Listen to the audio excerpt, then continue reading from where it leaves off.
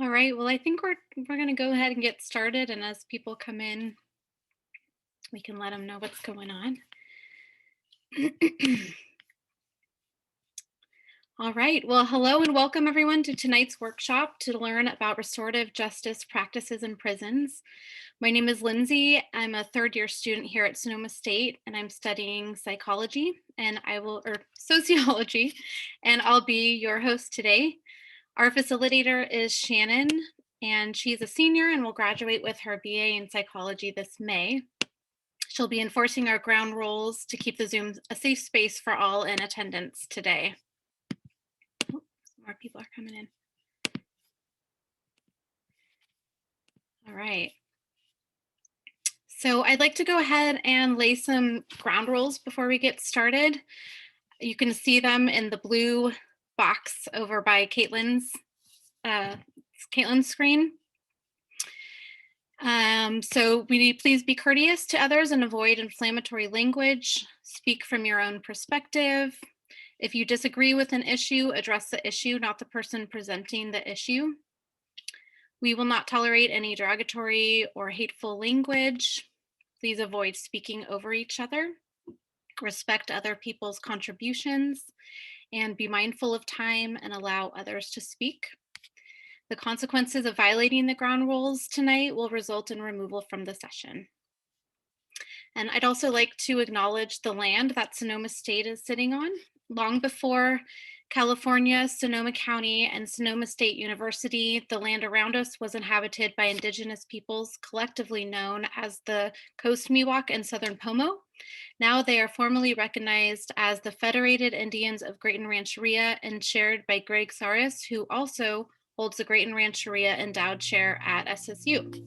Sonoma State acknowledges in gratitude the Rancheria's ancestors for their stewardship of the land and all of its resources, and thank the current membership for their partnership in a number of educational initiatives, including the Federated Indians of Great and Rancheria Learning Center at the Fairfield Osborne Preserve, located on Sonoma Mountain. As Professor Saris writes in his 2017 book, How a Mountain Was Made, it is said that Coyote was sitting atop Sonoma Mountain when he decided to create the world and people, but that is part of the big story of the mountain. We are now all part of the big story of the mountain, and our stewardship of its resources, including our county and our university, is an ongoing, vital responsibility we recognize and gladly accept. And now I'm pleased to introduce Leonard Rubio. Leonard Rubio spent over 23 years incarcerated within California's jail and prison system for a 15-year to life sentence for second-degree murder. Since his release in 2010, Leonard has served on the advisory board for the National Association of Community and Restorative Justice and served as a board member of the Insight Prison Project until becoming the executive director in January 2018. Leonard uses his life experience to speak honestly about the pain and impact of crime on victims, survivors, and their families, the families of offenders, the community, and the offenders themselves. Welcome, Leonard. Thank you for the invitation, Lindsay. I appreciate being here. Of course, thank you. So, the Insight Prison Project, just to give a little background, we are currently a division of a nonprofit called 5 Keys Schools and Programs. We originally started in 1997, just as one program at San Quentin State Prison, a circle processing group. And then the Insight Prison Project became an umbrella organization with multiple groups taking place at San Quentin. At one time, I believe there were 18 different programs taking place under the Insight Prison Project umbrella. The program that we have replicated in the most institutions here in California is our Victim Offender Education Group. We call it VOGUE for short. It is a 52-week, designed to be a 52-week program for men and women that are incarcerated. And it really focuses on accountability for the harm that has been done. And then we delve into a lot of different aspects of what brought them to the point they were willing to commit whatever harm they committed. And I'll be talking more about that in just a few minutes. For myself, I never expected to be in the role of the executive director of a nonprofit, especially after serving over 23 years incarcerated. And at the same time, I was very fortunate to be a participant in many of the Inside Prison Project programs. While I was inside, was eventually asked to become a facilitator for many of those programs, and have remained in touch with the organization and a part of the organization since 2004. Not only have I been able to witness the changes that I've been able to make in my life, but I've witnessed thousands of other people make changes in their lives. And that's why I am very passionate about this work. One friend of mine, when I first spotted him on the yard, he was someone that I quickly realized was someone not to hang around. As I got to know more about him, he was definitely a troublemaker. But fortunately, he started coming to some of the programs that I was a part of. Initially, I was wishing that he hadn't, because he was kind of stirring up trouble. But as he continued to come, continued to show up, started taking the work to heart. And I can now readily say he is one of the kindest, gentlest human beings you could possibly meet. He is someone that I have no qualms about him being around my parents, my nephews, my nieces, anybody. Like I said, he is one of the kindest, gentlest people that you could be around, and one of many success stories from our organization. I'm going to jump to a PowerPoint real quick so that I can share some of that information with you. Okay. Yes.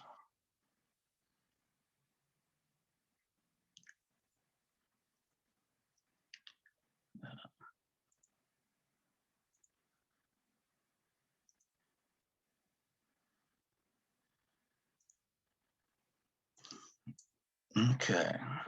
So as I said, we are a division of 5 key schools and programs. Our topic tonight is restorative justice circles in prison and how to become a restorative justice facilitator. One of my favorite quotes when I was inside that I learned was from Mohandas Gandhi. It is an article of faith that no man has fallen so low that he cannot be redeemed by love. And for this, this quote's really important to me because of the fact that I took another human being's life. And I know many other people throughout our programs that have done the same. And it's recognizing that harm and the impact of that harm, and recognizing that we still have an ability to move forward. It's not an excuse for what we've done in the past. It is a reality that we are still alive, and we get to choose what we do with our life. And for me, I try to honor my victim by continuing to do this work. To talk a little bit about what a restorative justice facilitator is, we need to make sure we have an understanding of what is restorative justice. And it's coming at it from the perspective of the victims and survivors, the offenders, and the community. It's not coming at it from our current criminal justice system, which is pretty much a crime occurs, somebody calls the police investigate, turn that investigation over to the DA prosecutes. And if there is a conviction, the punishment is typically dealt with through incarceration. And here in California, unfortunately, we've got just the California Department of Corrections and Rehabilitation is over a $12 billion a year budget. And one of the biggest statistics they use in showing what happens with people that come out of their prison system is called recidivism. And unfortunately, the recidivism rate here in California is over 50% within 3 years of incarceration. So one of the things that I ask everyone to think of is what systems are allowed to perpetuate when they have a 50% failure rate and yet continue to spend over $12 billion a year. So with restorative justice, like I said, we're coming at it from a different perspective. It's who has been hurt, what are their needs, and whose obligation is it to meet those needs. It's coming at it from a perspective that crime is a violation of people and relationships. Regardless of whether you know the other human being or not, being part of the community, there are relationships there. And unfortunately, any harm that gets created impacts everyone in the community. In my particular case, I know there were many people in the community. I lived in a small town and there wasn't very much crime. So a lot of people didn't even bother to lock their doors. Unfortunately, I also committed my crime on a public high school campus. So people should have the full expectation of being able to send their children to school and that they'll be able to return home safely. Unfortunately, by the harm that I've committed, that changed within our community. People now question whether or not they should be sending their children to school. People began locking their doors, all because of what I've done. And so it's really recognizing that impact and understanding how that impacts everyone, not just the direct victims, but also making sure that we honor and respect what the direct victims and their family members need. Another part of restorative justice is looking at the fact that the harms create obligations, not just punishments, because unfortunately, punishment doesn't return the situation to a place of healing or restoration. So when we talk about violations create obligations, it's who's meeting the needs of the victims and survivors. And within restorative justice, we really look at it as something that both the community as well as the person that committed the harm have to take into consideration in trying to restore the victims and survivors as much as possible. Unfortunately, in crimes like mine, where somebody died, we can never do anything to bring that person's life back. So it's a lot more difficult to try and create any kind of restoration. There are many people out there that say that in crimes like mine, you can never have restorative justice. And I hear that, I understand why they have those beliefs. And I have also been able to witness many people that, mothers of children that have been murdered, spouses of husbands that have been murdered, that have been able to find healing within themselves from the pain that they've experienced. And some of that came through programs like our victim offender education group, sharing their crime impact statements, listening to the accountability of the men and women that are in our programs. And so for me, that's a big part of looking at what obligations we've created and how do we address that. For me personally, it's another reason why I continue to do this work in restorative justice. If I'm able to reach one person and help them to not do the kind of harm that I did, then at least I'm honoring my victim's life in that manner.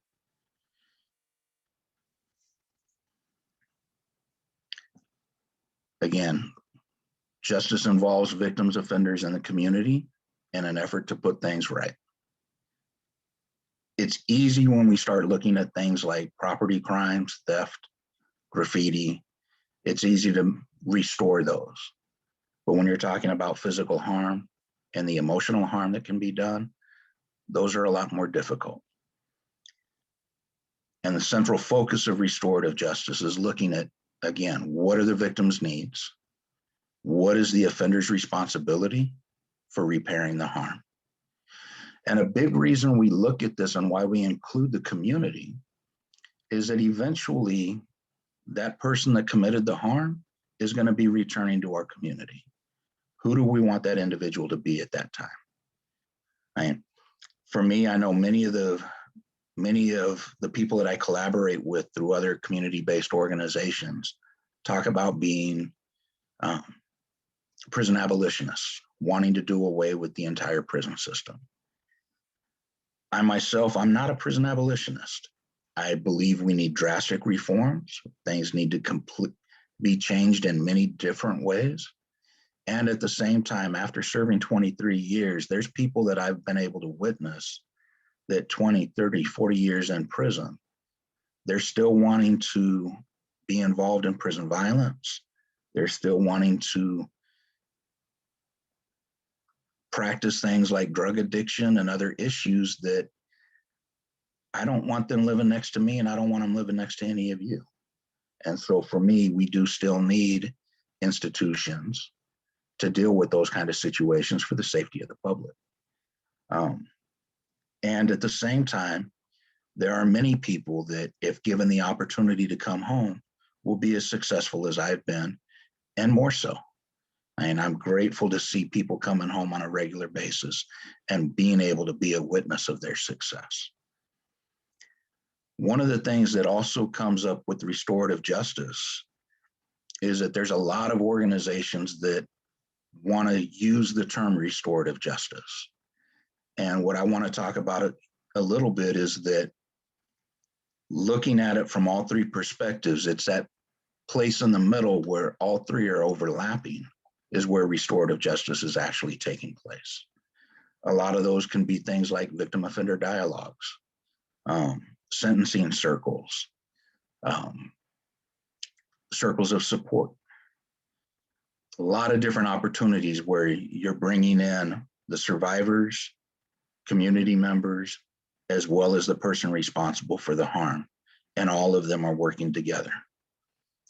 The majority of our victim offender education group tends to stay more between the communities of care and offender responsibility. Towards the end of our curriculum, we do bring in surrogate survivors, and that's where we overlap with restorative justice, but a lot of the work that we're doing is what we call restorative practices.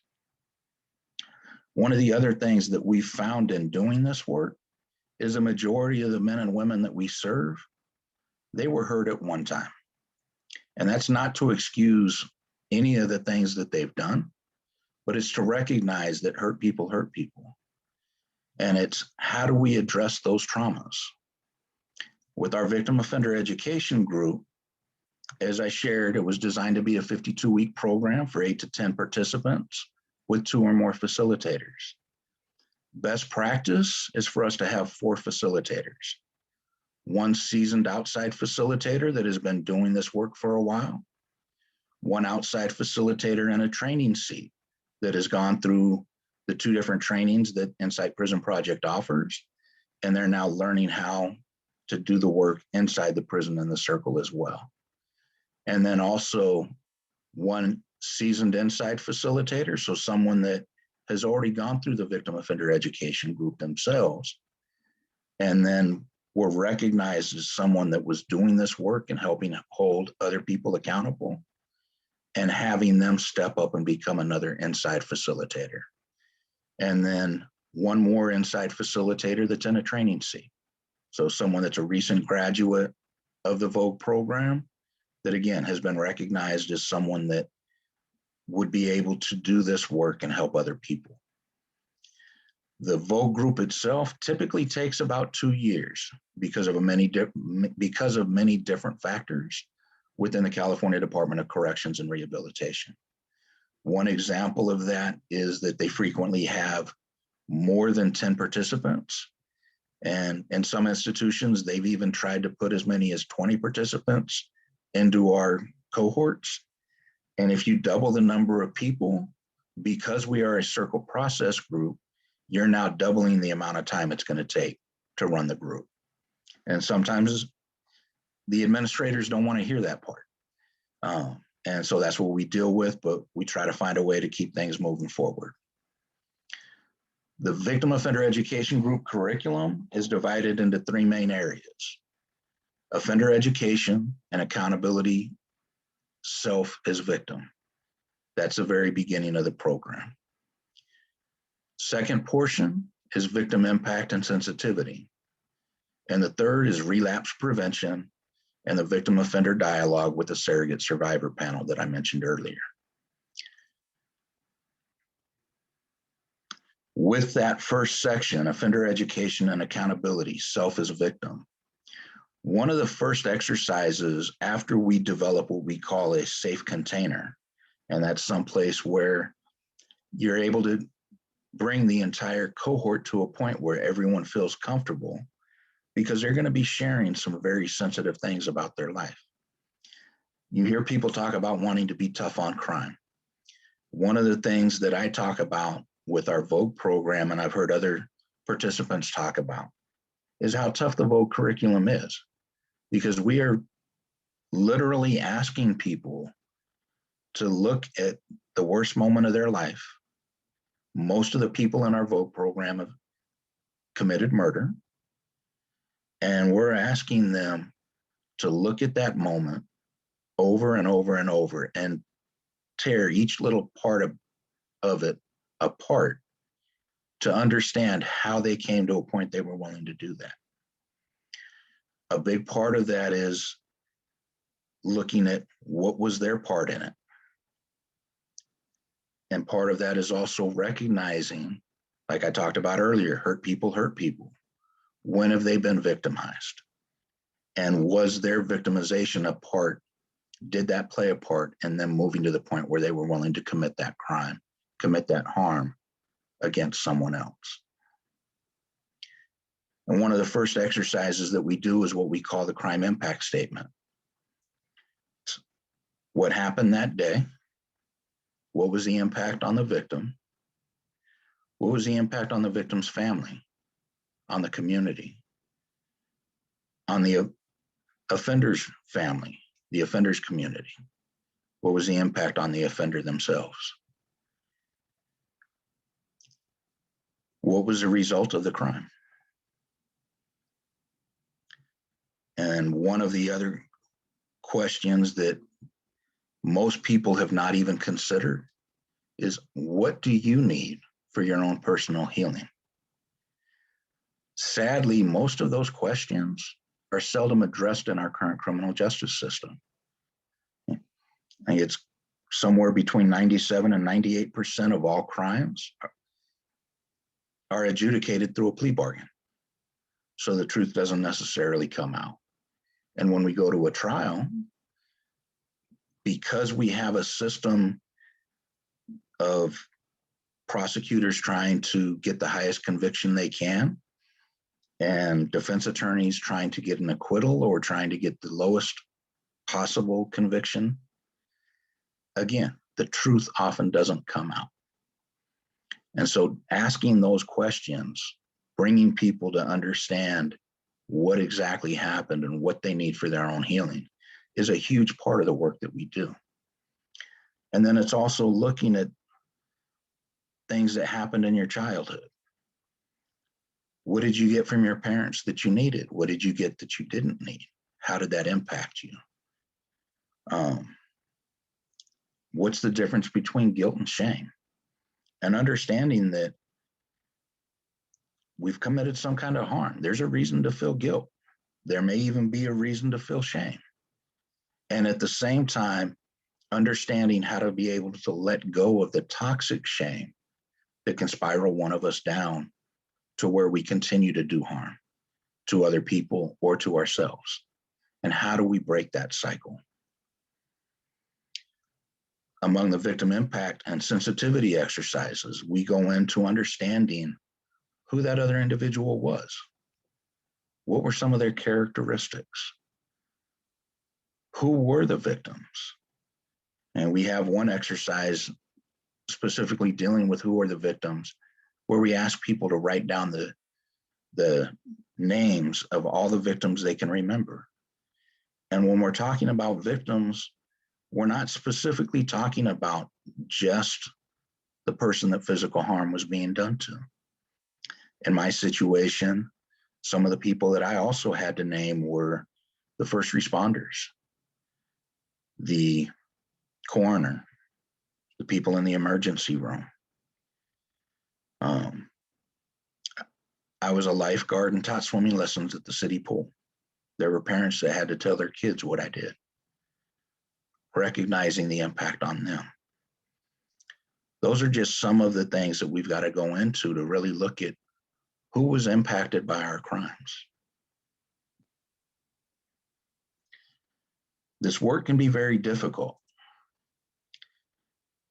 And for our facilitators, for the outside facilitators, we basically have a two-step process. The Insight Prison Project offers a complete phase 1 basic victim offender education group facilitator skills training. This is a 5-day training. Originally, this was done in person. We have transitioned it to a virtual training now. We really get to the heart of helping people understand what exactly restorative justice is and getting into some of the work that we do with the men and women inside.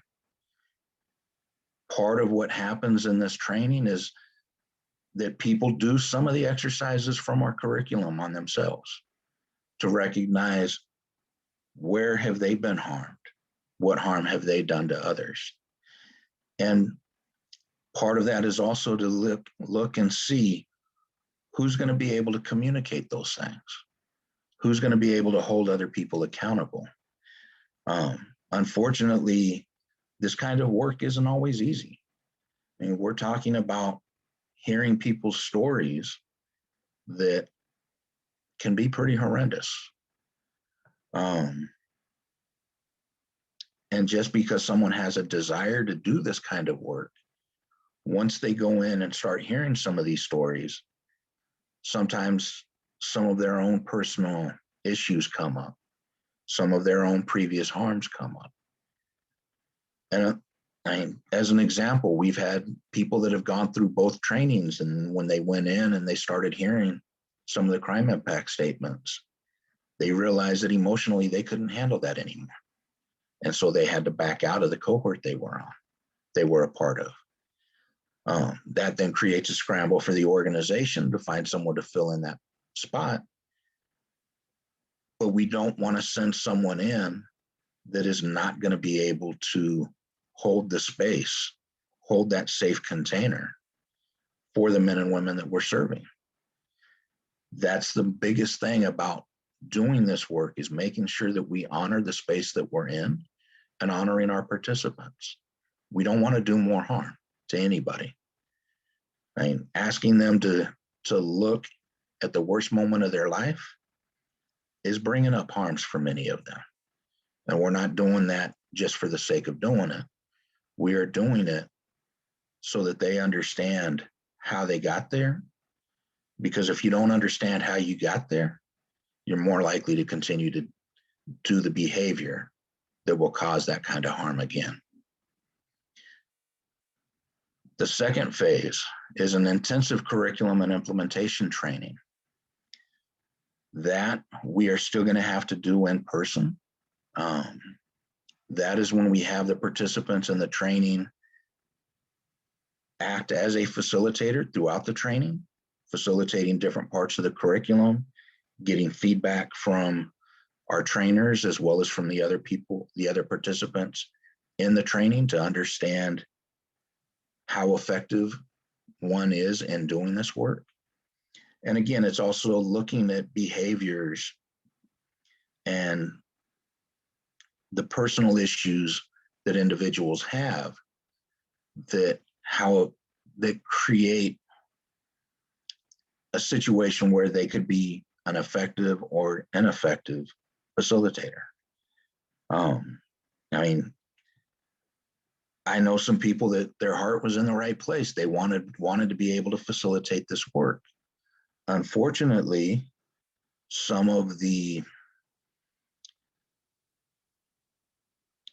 I'll put it bluntly, some of the racist comments that came out of their mouths created a situation where it wouldn't have been safe to allow them to go in as a facilitator, and it wouldn't have been safe for our participants to subject them to someone like that. And so both trainings work as an opportunity to be able to see who's going to be a good fit. The second training, that part of the reason that needs to be done in person and not over a computer screen is there's different things that we have to be able to identify as a facilitator. And some of that work is recognizing when someone's uncomfortable, when they're sharing their story and all of a sudden that toe may start tapping or the leg shaking or the hands start twitching. Being able to recognize some of those different body signals and not just being able to recognize that of the person that is sharing in that moment, but being able to witness the different reactions on other participants as well. Because again, much of this work can be very triggering for people.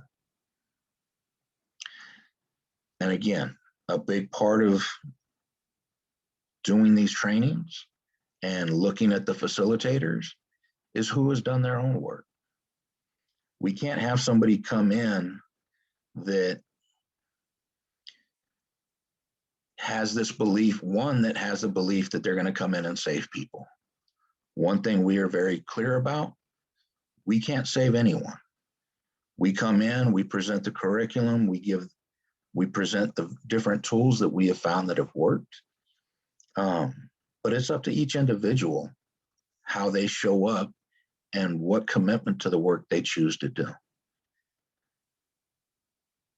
Part of the participants becoming a member of the Vogue cohort is being interviewed and being asked, are they going to be willing to talk about their crime? We also try to make sure that when we put a cohort together, that we have diversity throughout the cohort. People of different colors, people of different gangs. And are people going to be comfortable sharing with those people that on the prison yard they wouldn't normally share with? There's a lot of things that come up.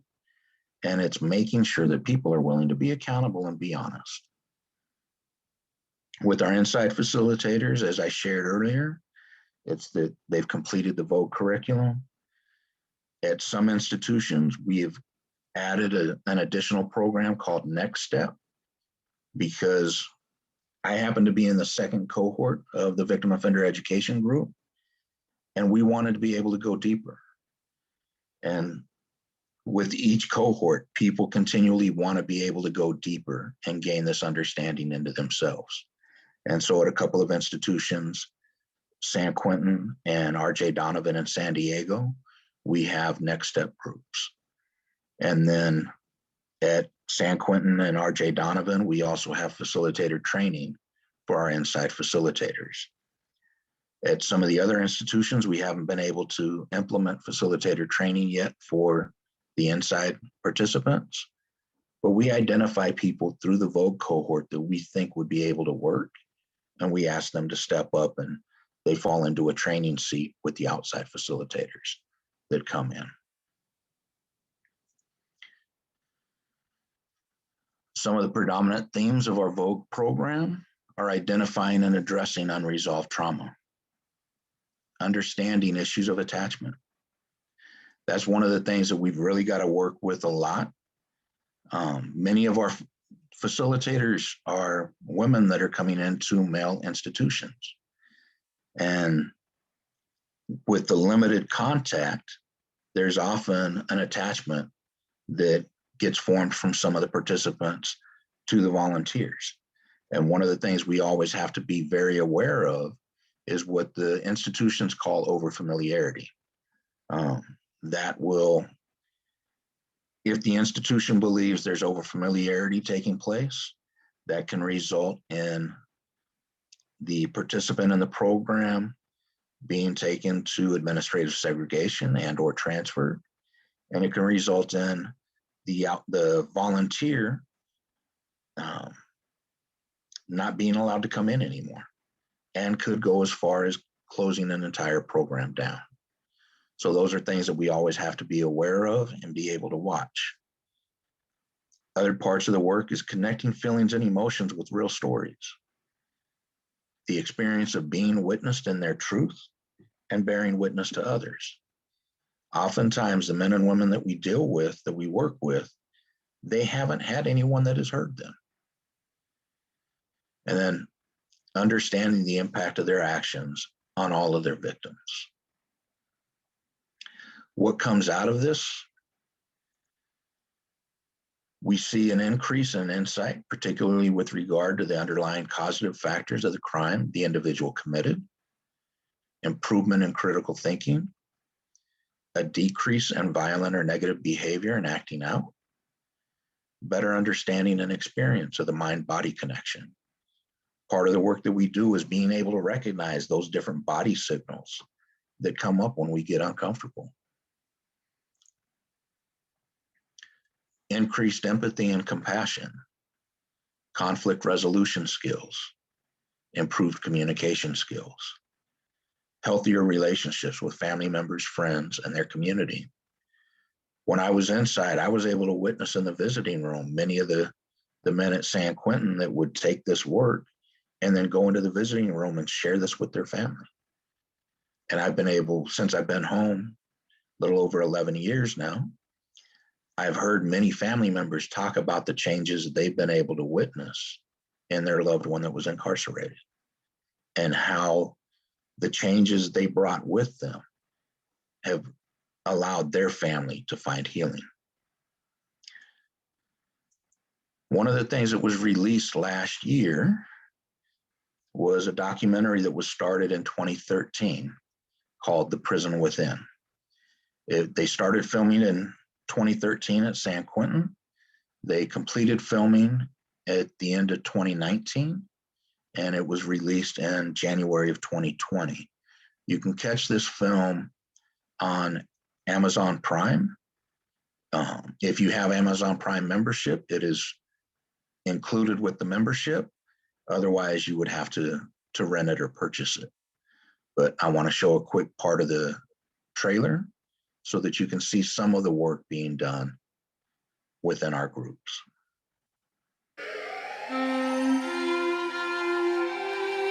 He, in cold blood, gunned down my husband and then stood over him and kept shooting. I did come to prison because I did something terrible. I killed somebody. I am only and just a murderer. I was an instrument of destruction.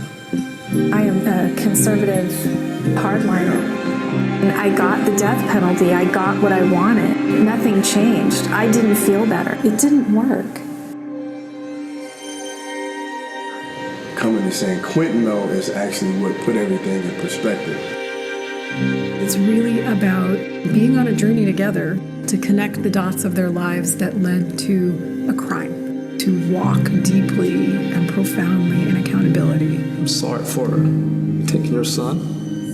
In the way that you allow survivors to come in and say what we need to say, I can't even begin to quantify how healing that has been for me. It's how this system should work. Do you want him to remain on death row? No, not at all. Not at all. Hurt people, and we've been hurting each other forever. It's time for change.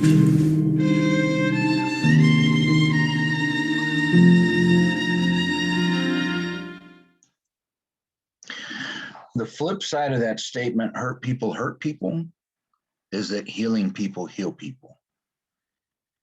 I talked about the California Department of Corrections having a 50% recidivism rate. Within our program, we've probably had almost 3,000 people complete the VOC curriculum. I'm trying to set it up. Numbers haven't been kept the way they should have. So I'm trying to find out how we can get those statistics better. But of everyone that has been through our program, I only know of 5 individuals that graduated our VOC curriculum that have returned to prison. 3 of those individuals went back for what we call parole violations. They didn't commit a new crime. They simply violated the conditions of their parole. The 2 people that I know that went back for new crimes, I am grateful to be able to report they did not physically harm anyone. I'm disappointed that they committed new crimes, but I am grateful that they did not physically harm anyone. And so when you look at our recidivism rate versus what the state is doing, I think that speaks volumes for the work that gets done in our groups and the changes that people make in their lives.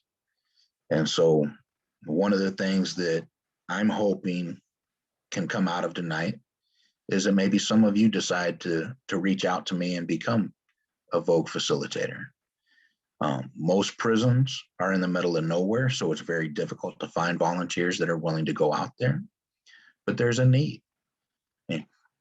At one institution, Dual Vocational Institute in Tracy, the community resource manager at that institution let me know she had 500 people on the waiting list to take our Vogue curriculum. We had one group there because that's all the volunteers that we had that we could find willing to go out there. And now the institution's going to be shut down, so we don't know where they're going to be moved to. And so we're always looking for volunteers for both the men's institutions as well as the women's. And so I hope that you will really consider what we're doing and consider possibly joining our organization. Thank you. Thank you so much, Leonard. What a wonderful presentation. It's very inspiring. Thank You'll you. hear from me later. All right, well, we're going to open up for questions. Go ahead and just type it into a chat and we can ask for you, or if you're comfortable, just unmute yourself and ask questions yourself. Please just be mindful of the ground rules that we have set. So I do want to answer one question that I see in the chat. Just from your perspective, what qualities does a person need in order to become a competent Vogue facilitator? The best qualities, one is an ability to listen, to actually hear what people are saying, to be present with an individual, not just allowing what they say to come in one ear and out the other. It's taking in what they're really saying, as well as being willing to push those boundaries as far as not trying to sit and nitpick an individual, but push them to their boundaries, because that's where that growth happens. Be able to point different things out that they may not see themselves, so that they can gain a better understanding, not only of themselves, but of the harm that they've done.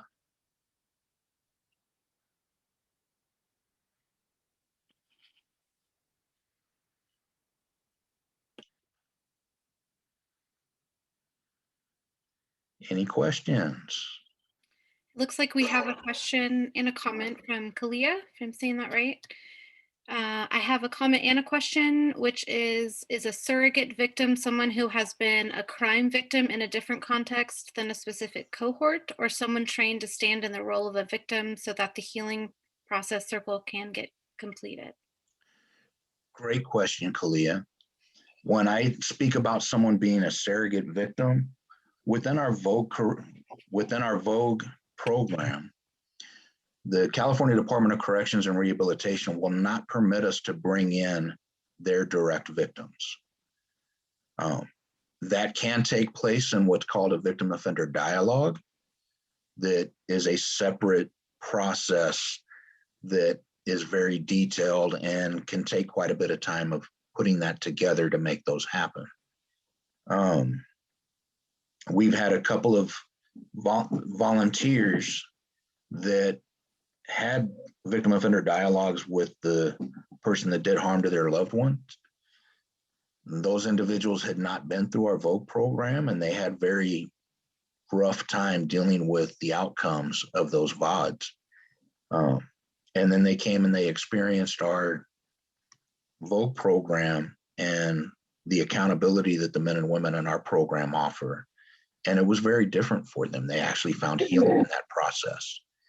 And so when I speak about someone being a surrogate victim, it's someone that has experienced a crime. And we try to find people that have experienced crimes similar to the individuals in each cohort, because we found that's when the experience is the most profound. Thank you. And can I give my comment? Would that be okay with you? Sure. Just, I'm a little jumbled in my words because I'm so moved by your presentation. And I just want to say thank you, Leonard, for your life work, for just the way that you have transmuted some hellish suffering all the way around into this gift into the community.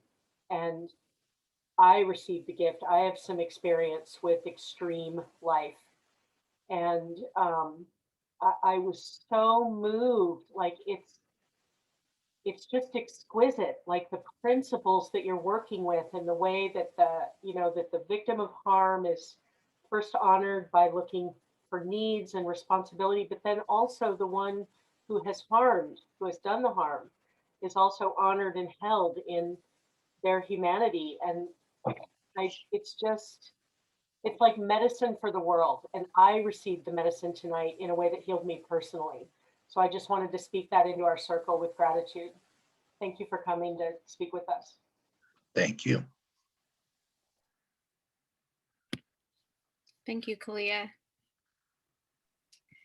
Henry Frank also says, what a beautiful, compassionate, and empathetic program. Thank you, Leonard, for your own personal work and also continuing the work that needs to be done to nurture healing people and healing people to heal people. Yep. Thank you, Henry. Leonard, I have a continuing of something you said about 3 minutes ago about you said not trying to nitpick, push to their boundaries so they can see themselves. And I didn't write anything else down, I didn't get it down, but I would love to be able to know what you said there, because to me, that is the most, how can I say, I'll just say I have experiences as well. So as a person who wants to speak and, would in a way want to be guided to my boundary so that I could, but that so that I could, I don't get there because it's like, I think there's that, something happens. How do you care and how do you discern when and how you are sustaining the root system of their best capacities to be who they are and love themselves, but not even that, because that gets in the way. What I'm saying is, how do you have the mind, body, spirit stay safe and whole and let that healing come when that there's a great unknown right there? Yes, definitely a great unknown. And it really is a dance in many aspects. It's being able, part of it is doing your own work. If you're coming with a lot of baggage and you haven't done your own work, that shows up when you're trying to facilitate.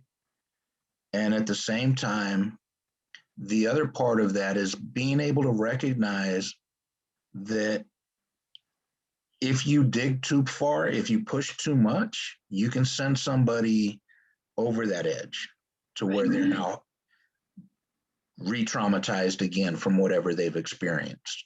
And so we allow our participants to say, you know what, I'm good. And at the same time, we'll ask them, can we go deeper?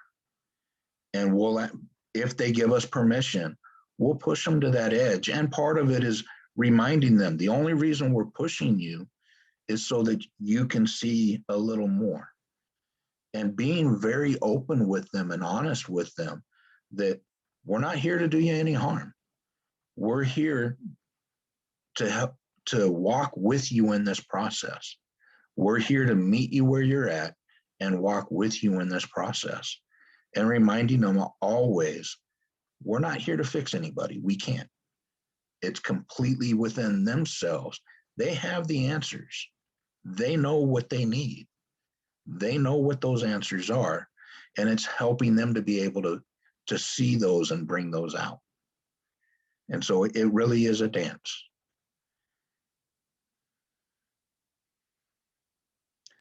You're on mute, Jane. Jane, you're on mute. We can't hear you. Sorry, I'm sorry. It's the first time that's happened this time. It's like I'm appreciating you use the word dance, because it feels like there's a sense of the heart of, it's like that they are seeing the world. I'm speaking for myself.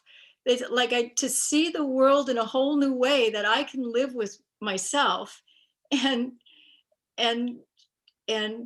commingle like in a community, like a sense of love is in the room and I'm in that love room. I mean, it must be so healing in that very moment to be able to go there and then to see human beings with me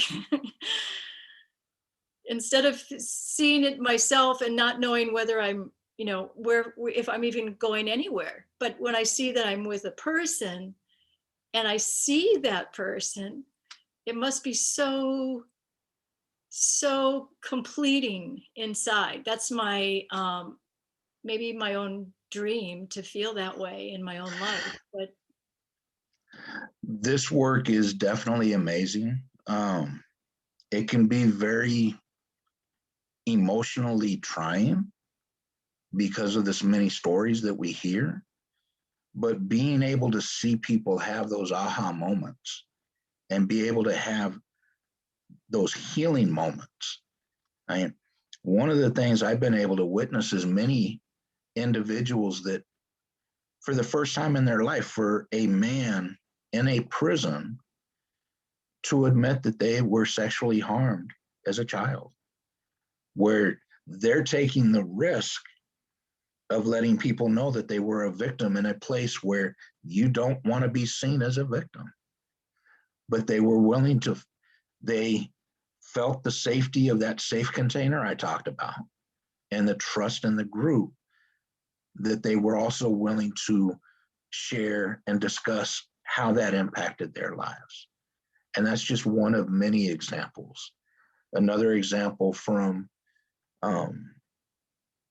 the clip of the film, Dion, who was shown in there talking about her husband, a police officer that was killed in the line of duty. This work moved her so much that she became one of our voc facilitators and was facilitating our program.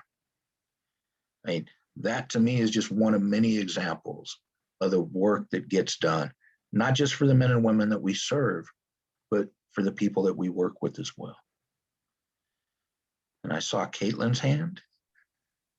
Well, I'm not in my role as a professor. I also do criminal defense work, and I happen to have worked on the case of the gentleman who was convicted of killing Dion's husband. So it was a very powerful moment of her vulnerability. She's so powerful and she's been so vulnerable and she's done so much work, to really admire her, but to really know a lot of intimate details that come from a particular role, but really appreciate that you can bring, so many perspectives into this work, and that you, Leonard, are really giving us all an appreciation of how much strength and vulnerability it takes. And, it's hard to, no matter how long you're in this work, still mediate your reactions to things that are activating. And, I've been very activated in this panel doing prison work for 20 years. I have a lot that comes up. So I'm just really appreciating what a good panelist you are. And thank you for appreciating you. Thank you, Caitlin. And that brings up a great point. After becoming the executive director at one of the institutions that the organization serves, we lost one of our facilitators. They decided they moved And so they were no longer able to go to that location. I ended up having to step in and go and facilitate 2 cohorts a day at that institution. And one of the things that I had to recognize within the prison system, just as in society, many people create judgments. It's easy to start othering people. And one of the questions we talk about during the interview process is, do you place a judgment on whose crime is better or worse? I was now facilitating on what they call a sensitive needs yard. So I was having to go and hear stories of harm being done to children. And even though I had been a facilitator for a long time, I really had to check myself because those judgments were still wanting to come up. And a big part of it for me that allows me to continue to hear that and be able to continue doing this kind of work is, again, recognizing eventually these people are going to be coming home. And if we want them to come home as healed people, we've got to be there to do this work with them. And so as difficult as it can be, they need this work too. And I want to make sure we're there to offer it. Diana has her hand up. Hi, I want to say thank you, Leonard, for doing this. And also, I was interested in the implications of what you're saying about prevention and, hurt people, and trying to figure out the difference between guilt and shame. What I wanted to ask you is, why do you think it's important in your perspective doing this work for people to recognize the difference between guilt and shame? I mean, I have some ideas about what I think is the difference and stuff, but I really want to know what you think is why is it important to distinguish between guilt and shame? And we'd want the perpetrators to know, the victims to know, the general public to know, everybody should be able to distinguish. Well, a big part of it for me is in recognizing that some of it comes to accountability. There's a reason to feel guilty. We've committed harm. I can never bring my girlfriend's life back. I can never restore that harm to her mom and her family. I could also have allowed myself to continue to put so much guilt and shame on that action that I could have continued to spiral throughout my time in prison. I could have made a decision and given up. I had a life sentence. I didn't know if I was ever going to go home. I could have said, forget it. It's not worth going to these programs. It's not worth trying to change. And some of the people that we deal with, they're struggling with those very same things. Am I ever going to go home? And again, we're asking them to relive that worst moment in doing this work. And for some of them, after they expose themselves that much, they start questioning themselves again. It's like, why did I do that? And at the same time, as they continue to show up, as they continue to do the work, they start recognizing those different things where they can let go of some of that toxic shame. I mean, it's kind of like that old story about you go by and every time you do something wrong, you pick up a rock and you put it in your backpack. And you go and you commit some kind of murder or something else that is extremely violent and harmful, picking up some boulders and putting those boulders in that backpack. Well, eventually you're not going to be able to walk anymore. It's a matter of at some point being able to let go of that backpack so that you can keep moving forward. And again, it's not an excuse for the harm that's been done. It's not to say, oh, everything's wonderful, you get to just move forward. And a big part of our work is making sure that people are still being accountable for what they've done. And we use a lot of different acronyms in our work, and one of my favorites is air, because we all need air in order to breathe, in order to live. So we talk about air being accountability for our past, living with integrity in the moment, and being responsible for the choices we make for the future. We all need that air. Thank you. That really helps me to think through that. Acknowledging is, of course, essential, as you've talked to us, but getting away from the toxic shame, getting away from just beating yourself up, because then you're never going to get any place. Right. And distinguishing. Thank you. I mean, an example, just one more example of that is every day I wake up, I committed my crime almost 35 years ago. Every day that I wake up, I still have to live with the fact that I made a decision to pick up a gun with these hands and pull the trigger and take the life of another human being. I could allow that to continue to spiral me down. Instead, I've been able to find a way to use that to try and help other people and what they've done, being accountable for that, as well as for people that have experienced the other side of that, the loss of a loved one, and being able to hear someone that is accountable for what they've done. I see Orlando's hand. Yeah, hi there. I really enjoyed this. I didn't really know what to expect coming in. I was trying to get extra credit for a class, and I really like one of my favorite organizations is Homeboy Industries, and from LA, and that's the organization I really donate the most to, and so coming in here, I was interested in the general idea of it, but it was triggering for me. I'm a family survivor. I had a sibling who was murdered when I was a child, and yeah.